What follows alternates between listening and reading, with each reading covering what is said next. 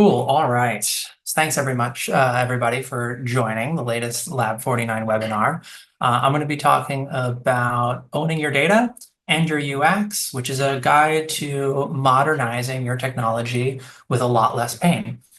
Before we jump into the content, and before I introduce myself, worth mentioning that we're experimenting with a little bit of a different format for this webinar, a little bit more condensed, a little faster. So we're not going to run a live Q&A in this session, but the Q&A is open. So if you are watching live and you do have some questions, feel free to drop them here, and I'll follow up with you directly after we conclude the webinar.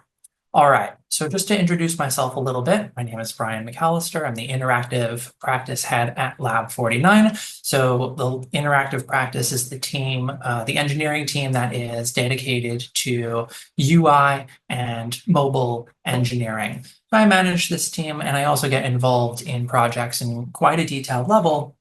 So I really want to talk about what it might look like if you're going to undergo a modernization effort of your own.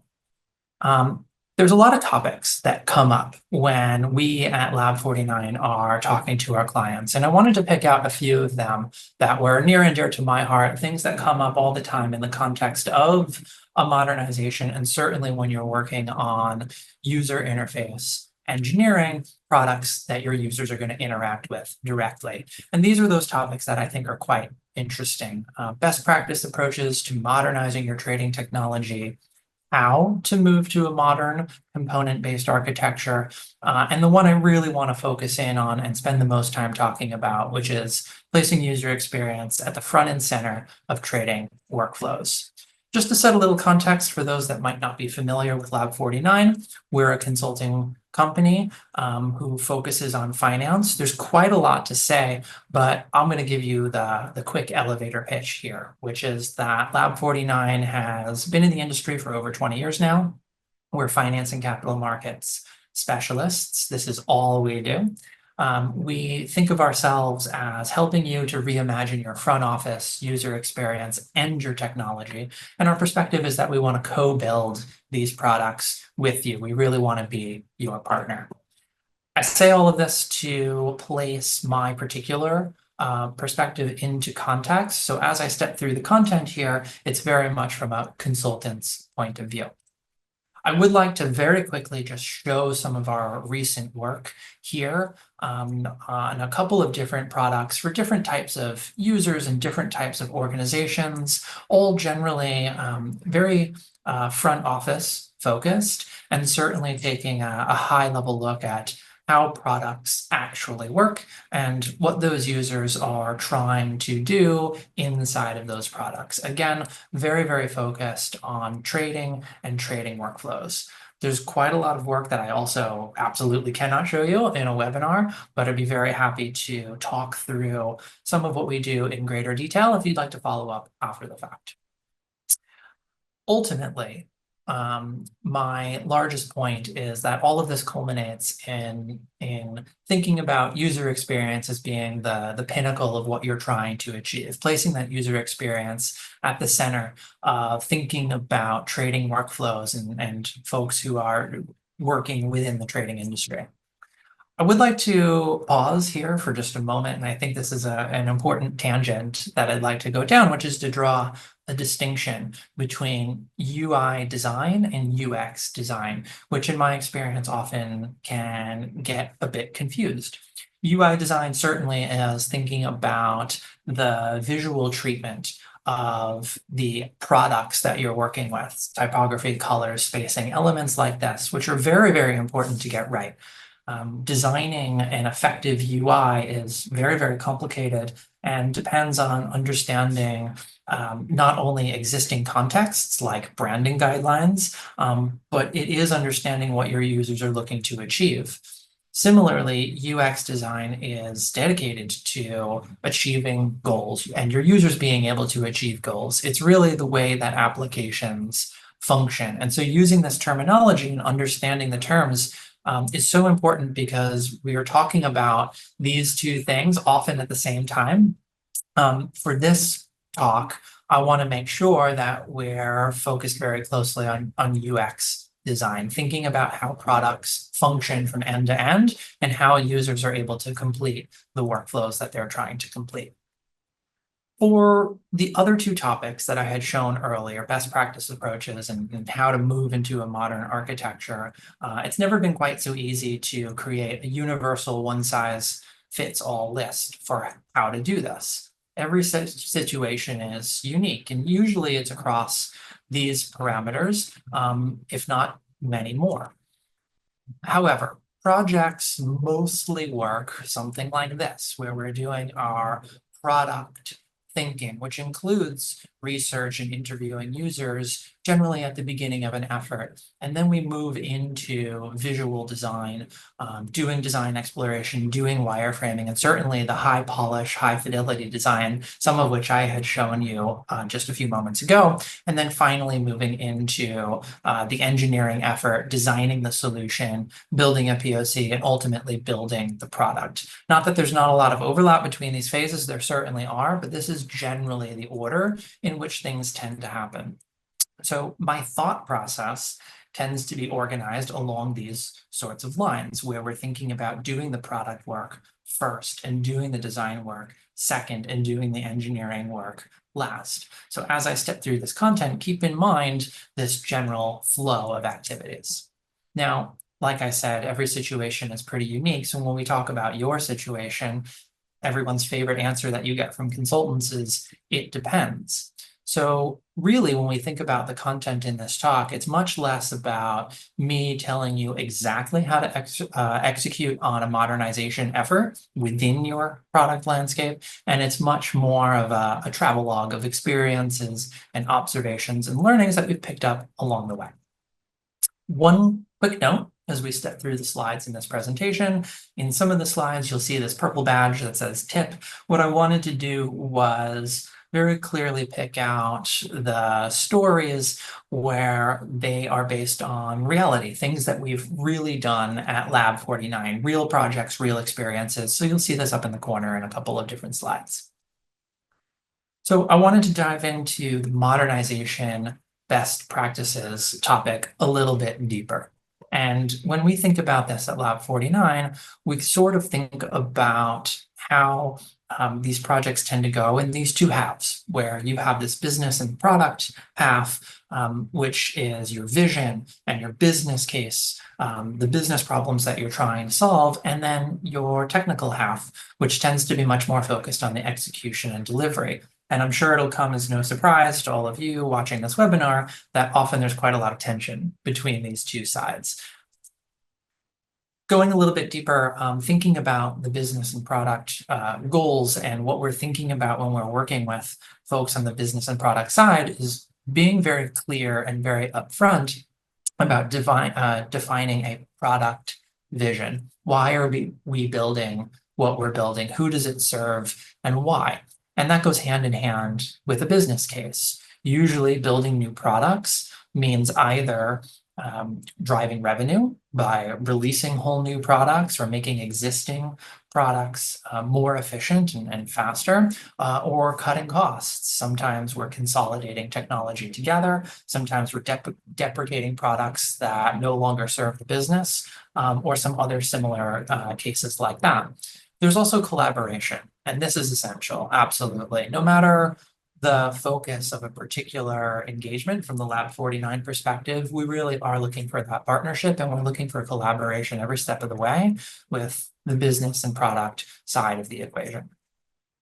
On the technical side, when it comes to the execution and delivery of a given project, there's a few items that we really want to think through. And first and foremost, the top of the list is our operating model. We at Lab 49 care quite a lot about getting this model correctly so that we understand the roles and responsibilities, but also how our teams would actually work together. This includes the collaboration with your business and your product stakeholders who might be sponsoring a technical implementation of some new digital product. Along with that is developing a technical roadmap, What technical decisions are we going to make? What is the solution design for the product that we want to build, and arranging that so that it reflects a corresponding product roadmap. What decisions do we need to make, and when do these decisions need to be made, so that we understand the even further reaching plan, which is your delivery plan. When do we expect to be able to release new features to users and get real working software into the hands of our customers? Again, thinking about the order of operations for a plan, one real experience that we see quite often at Lab 49 is doing things in a order that, in my opinion, is a bit suboptimal. Often you do start with creating a design for some product that you want to build, and that gets people very, very excited, rightfully so. And we sometimes see a tendency to jump directly into the engineering efforts for a user interface. And I find that that causes a lot of problems if you do that before you think about your underlying data, meaning the model of your data, and also in some cases how data moves or is stored, and your services, which are generally in this context going to be APIs. How do you access your data? How do you write new data into your system? And how do you move data around? Instead, we advocate for thinking about your high-level execution plan a bit more like this: creating the visual design in partnership with real users so that you can validate what the design actually is and how it functions before you start engineering, and then using that to work with the engineering organization to define your data models. What data do you need in order to support the design that's been created? Once the data models are worked out and your ability to access, to read and write the data that this product is expected to manage, then it's much easier to design services to expose those data models, and then it's all that much easier to build a user interface according to the design that was validated with your users, but also validated with engineers who are part of the project to lay out the underlying structure of the data.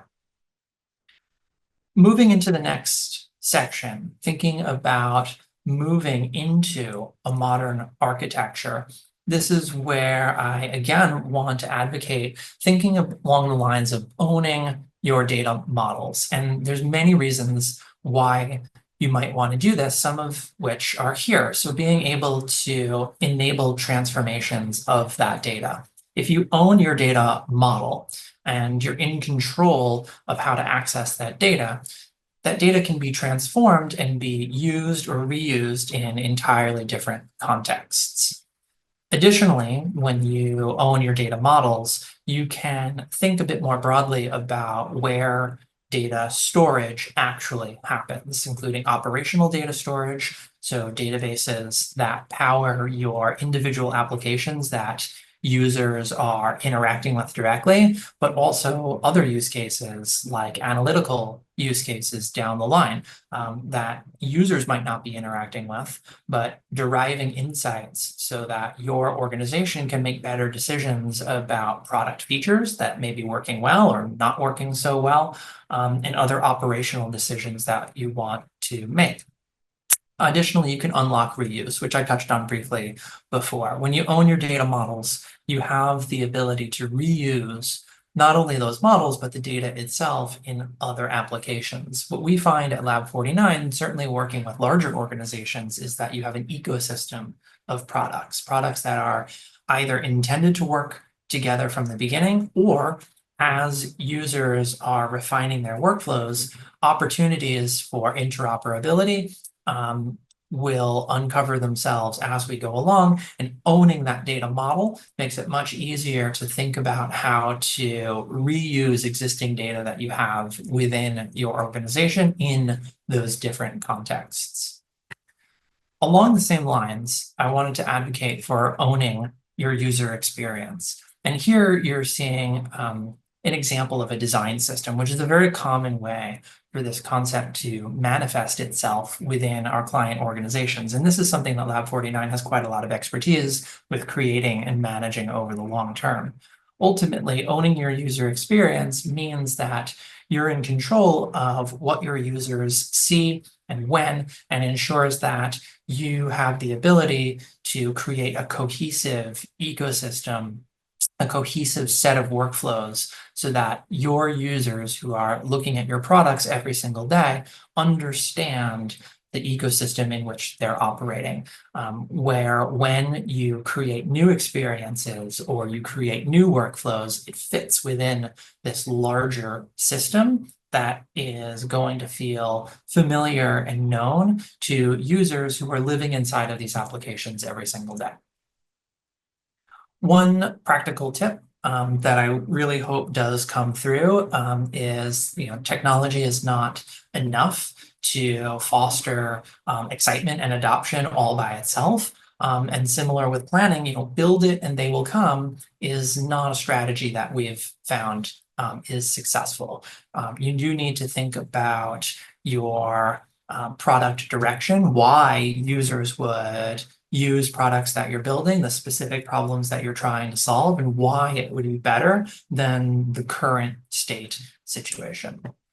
And one of the themes that I think is really interesting, and we see time and time again, is trying to unlock this kind of build and buy approach. In reality, with these large organizations, you're going to have many different products. Some of those will be custom, and some of those will be third party, and there's very good reasons for why you might want to buy external applications or data sets and incorporate them into your environment.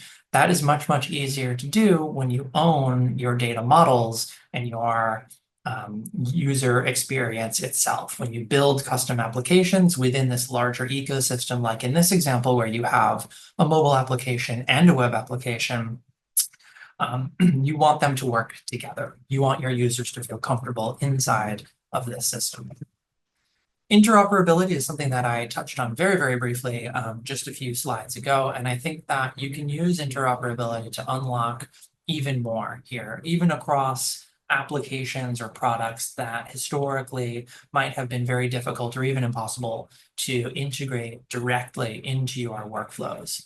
One such example that we see in the industry that's gaining quite a lot of adoption is FTC3, which is a protocol for how you would share information across different experiences using a mechanism that FTC3 calls intents. I'm not going to dive deep into the details of FTC3 in this webinar, but it is something that we've seen become adopted more and more inside of our client organizations, and it's a great tool to unlock this ability to combine custom products that you build internally and external products that you might bring in to solve some real problems.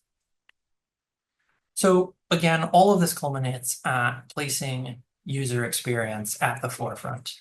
So one of the real world tips that I wanted to bring to the front here is you need to sit with your traders, or really whoever your power users of your application are. Most of the time for Lab 49, those are traders. Most of the time, as we know, trading floors basically look something like this. So we really advocate for being there in person, because this, the way that traders work within their software ecosystems is quite unique to traders, and being there on the floor is really the only way to fully absorb what users are needing to do in the environment that we're working in.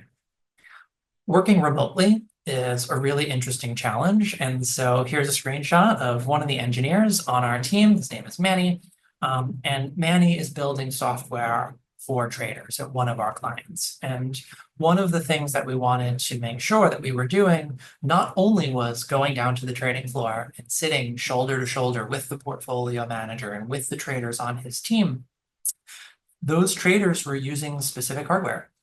Their preference was to use monitors like this. So one of the things that we did was we went and bought those monitors for our team. And what this enabled us to do was, when we're working on the software for these traders and we're working remotely, either from our office or our home offices, we have the ability to have a very deep understanding of exactly what the users are seeing on their screen. It helps tremendously to make sure that the decisions that we make are in line with what the traders expect. And this is a very concrete, tangible way to do this. definitely advocate for making these kinds of decisions. It's really not expensive. It's really not difficult. We order the monitor on Amazon, and it has this huge impact in the quality of the user experiences that you're delivering. Ultimately, investing in these modern UX design techniques, it does pay dividends, and very, very quickly. And here's an example of how you can very quickly increase value along this ladder, where at the bottom, investing in these techniques will enable you to have faster iterations. Building on top of that, we believe that you'll get higher quality interactions with your users because you understand them better, which then unlocks the ability to get better, more detailed user feedback. And when you're delivering higher quality, you're getting higher adoption of your features, and higher adoption of the features that you're delivering really ultimately results in adding business value, which is the true goal of what Lab 49 is trying to do while working with our clients. These design techniques can be complicated sometimes. This certainly is. But even though it can seem like investing in these design techniques might be too much effort, the way that it helps projects is a bit more like this, where the upfront effort in the design and the research allows more time in a project timeline for development and faster development as well. One of the small tangents that I wanted to point out here, since we're talking about designing for real users, is showing realistic data. I can't stress enough how important this is. Your users typically live here. Certainly traders do, very, very comfortable working with large, complicated spreadsheets. When you're designing new experiences for people who are working in this environment, it's very easy to assume that you can use some mock data to get the general sense of how an application would function, but your users will very quickly pick out where data is going to be wrong or inaccurate, because from the user's perspective, the data on the screen is the point of what we're doing. I want to bring up one more idea to help bring design and engineering to the party at the same time, one of which is what we call a headless design system. This is an initiative that we've been working on internally at Lab 49 for quite some time now, that is really focused ultimately on automating the collaboration process between design and development. What we're trying to achieve here from the technical perspective is to integrate into the existing SDLC that you already have established within your organization and are using. And we're also looking to achieve a better return on investment on the design systems that you might be building already, including being able to measure some of those aspects. We've done a webinar on this in the past, and we'll link to that so you can check that out. All right, so now I want to talk about some really fun stuff, which is UX gone horribly wrong. So there's been many articles recently kind of on this topic, including one that was written by our head of design, Anna. You can find that article on our Lab 49 website. And if you're watching this after the webinar, there'll be a link in the description of the video. I want to pick out one in particular, which was a fat finger issue that happened at Citi. So the FCA fined Citi $79 million back in 2022 for a fat finger stock trade. And I want to explore what happened and how user experience could have prevented this situation. The particular trader, what they were trying to do was to sell a basket of securities. So you can imagine a trading interface where a trader would select the side of the trade, here sell, and they might have multiple ways to enter in that trade. Here they could choose dollars or they could choose shares. This particular trader entered in 58 million shares. Now what happened here, that was a mistake. They meant to put in $58 million, and the system showed, because this was in error, negative 58 million, which is interesting because from the trader's perspective, they're selling $58 million, and so negative 58 million seems sort of correct in a way. It didn't stand out.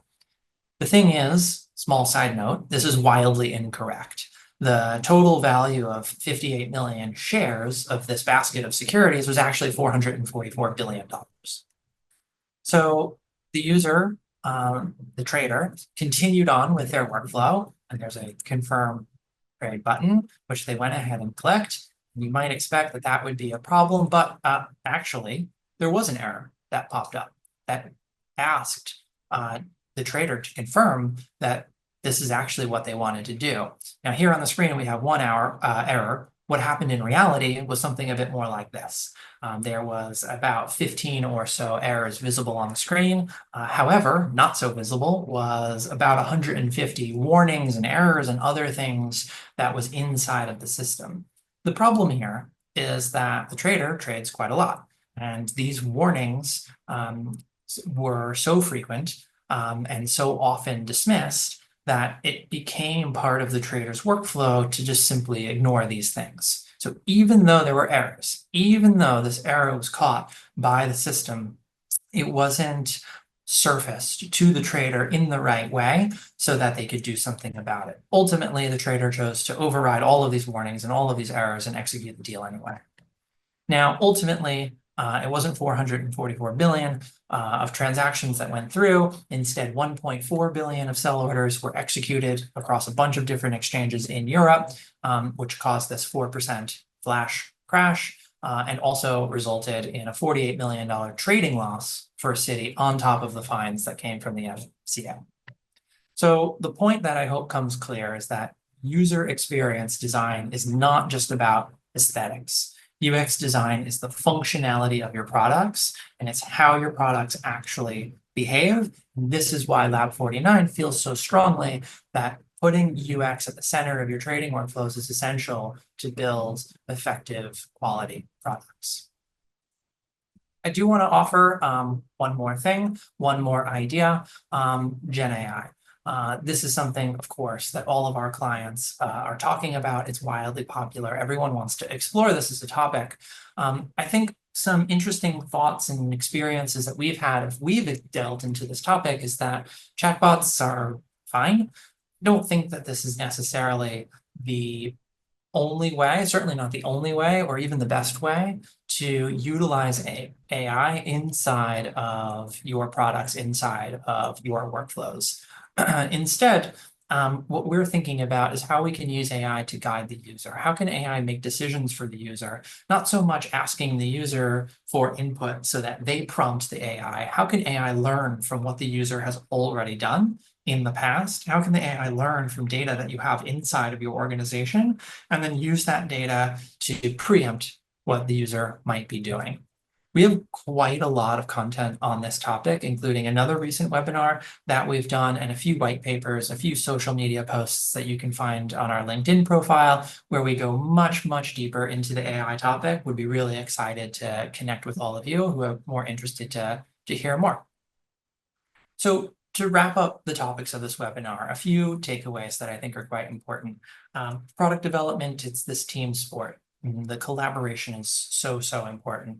I really want to advocate for owning your data and owning your user experience because it gives you the flexibility to make other decisions within your product ecosystem easier and more flexible down the line. And finally, building empathy for your traders, sitting with your traders, understanding what they're doing in context, going down to the trading floor, really understanding how they're using the products and watching them do that to inform your own decision making. So thank you very much. Really appreciate everyone joining this webinar live. Here's my contact details. Please feel free to reach out. Very happy to schedule a one-on-one conversation. And thank you very much.